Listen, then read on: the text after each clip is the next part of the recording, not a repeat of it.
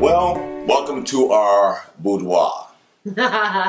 Yes, the child is out there watching Nickelodeon or Smithelodian or one of the Lodians. Yeah. And so we're banished to the boudoir, but we're glad to be here and welcome to another edition of Conversations with Carl and Latonya. You're so silly. Okay, so anyway, we pull questions off of our inbox, and I got a really good one from a friend, and my phone, there it goes. I want to read this, and this is really not that uncommon. Okay. I was wondering if Latonya, you could cover something in a discussion that you have on YouTube.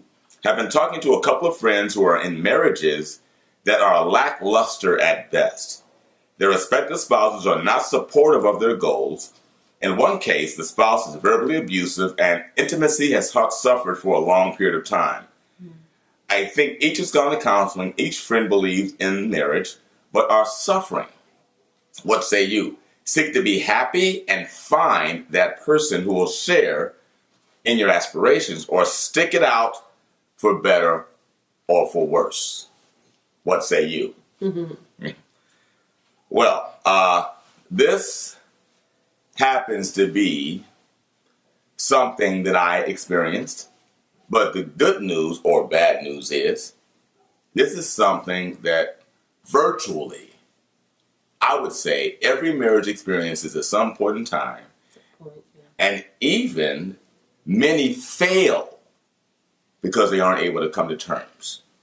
Right? Yeah. Yeah. So she said, what should they stick it out? Well, I have an opinion that's kind of hardcore and as simple as this. If you get married for better or for worse, for richer, for poorer, for life, and that's the idea, and that's what every idea for marriage should be when you get in. It doesn't change over years. You know, aspirations. Did they talk about the aspirations before they got married? Was one a doctor or an engineer or a businessman or a millionaire and then decide in year 4 I'm going to become, I'm going to fly balloons around the world or something like that? I mean, I just believe that whenever you marry somebody, it should be for life, but also it's a journey with that other person. And you should never try to change anybody to be what you want them to be. Mm-hmm. But true love allows a person to be free to be who they are. And typically, that should be how it goes. What are your thoughts? Well, of course that should be how it goes. But, I mean, okay, basically, you have that whole scenario. People don't show you who they really are sometimes, So maybe, let's say at the beginning, somebody was just, working this job or whatever just to pay the rent, pay the bills, and I guess have a semblance of security. But I swear, your true heart's desires are going to come up sometime in your life if you haven't been living in your integrity and being who you really are. And sometimes people change. And sometimes we grow and we evolve every day. Mm-hmm. We evolve every day. You may change your mind and say, you know what, I've been teaching and doing this for years. I want to do this. I want to do that. You hopefully have a partner who will stick by you through thick and through thin. Mm-hmm. When the money starts looking funny, are they going to stick by you? That's when you're going to find out. That's when you're going to find out. Yeah, and that's kind of what the whole thing about the being married, she's asking, should they stick it out? Of course they should stick it out if they can honestly have that conversation. You have to honestly talk. If you think, though, that you're going to find something better, I'm not trying to say you can't find anything better. Because God is graceful. Yeah. And you can see through anything. I mean, I think that I'm a testimony of that. And this is not a slam on it. Look, believe me, it's not. I think it's the grace of God. You know what I'm saying? That I was able to find Latonya. But I'm just saying to you that it's not about sticking it out. It's about changing your mind. Yeah, because if they're suffering, I think she said on there that they're suffering. But they're suffering because they don't have any intimacy in their marriage. And, quite frankly, I know what that feels like, too, because, listen, brothers, don't slam me for this, but I think in terms of intimacy in a marriage, I'm not trying to say that women don't have a responsibility there, because they do.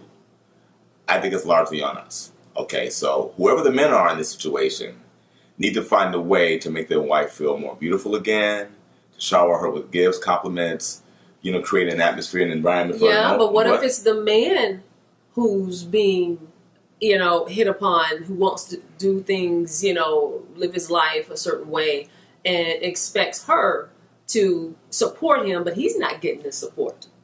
You can't expect a man to perform under those circumstances. Well, you can expect me to perform. You can't, because it's going to be horrible. And that's why their intimacy is suffering. Yeah. That is real. That happens. You know what? We never want to see a marriage end. We never want to see a relationship go bad. But it happens. And it stays that way when the two of you are not willing to work it out. Change your mind. Yeah, if one person is still insisting, well, I want to do this, I want to do that, and I'm not going to support you because this is what I'm used to, and that won't work. See, at its core, though, yeah, I agree with you, Latonya, but at its core, and this is what makes the puzzle for relationships and soul ties between two people so beautiful and so spiritual and godly, and something that only God could allow to happen, is because when you seek the best for that person, you know their heart. Mm-hmm. You know what I'm saying? And you seek the best for that person. That's real. Whenever you get in a situation where one is imposing their will on the other person, without regard for what's in their heart, I don't know if that's really real, mature love. Either side of it. And when you can't reconcile that, she's saying, should they stick it out? Well, if they can't make their minds up to have that kind of heart and mind toward the other person, maybe they shouldn't stick it out. But then on the other side of the coin is, if you seek it out someplace else, the maturity level that you need to have godly love in your life is not going to go away because you've gotten rid of that person. You still have to learn, if you want to be in a lifelong relationship, to have the kind of love that I'm talking about. Right? Yeah. That's in 1 Corinthians 13. You got to do that. You can't cheat that. True love that really loves selflessly in this manner, cannot be cheated by trading to another person. Yeah. That's all that I'm saying. Right? That's true. I mean, you still got to grow up. If you end up splitting because of this issue, you still have to find a way to be this before you can find it for yourself. That's what I'm saying. Well, I just believe anything can be worked out. Yeah, I think so. But you got to change this stuff. Right, but it won't work. It will not work if they're not both equally willing to do whatever it takes to make the marriage last and work. That's right. If somebody wants their way more than the other person, no, it's as good as done. And the last thing that we'll say about, you've got nice legs. Talk. You do. All right, anyway, the last thing I'm going to say is that there are marriages who survive this very thing and thrive. It's because both are willing to grow up and change their minds about it. So if you're out there and you're going through this, just know that if you change your mind and love your wife as Christ loved the church, or if the woman loves her husband and respects her husband and honors his heart and sees his heart and remembers why she chose him in the first place, they can get through this. But it's the response to the other person, not that other person changing. It's how you respond to that other person. And you both have to see it that way. That's all. What do you think? That's true. It's true. That's true. You sure? You ain't got to agree with me if you don't. No. I already said that. Okay. You gotta be willing. You gotta be willing. Be willing. Okay. Well, that is this edition of Conversations with Carl and Latonya in the boudoir. In the boudoir, in the valley, somewhere deep in the bowels of the valley. Did I say bowels? I didn't mean it like that. We gotta go. Be cool. Peace. 2 fingers. Out.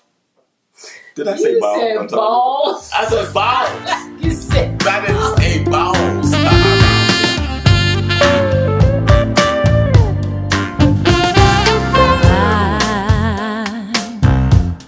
I'm so in love with you.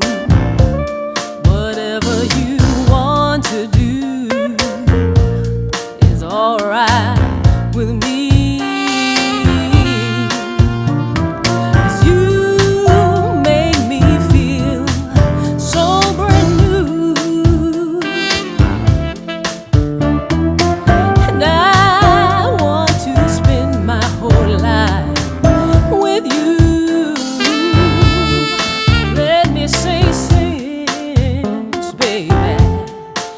since we've been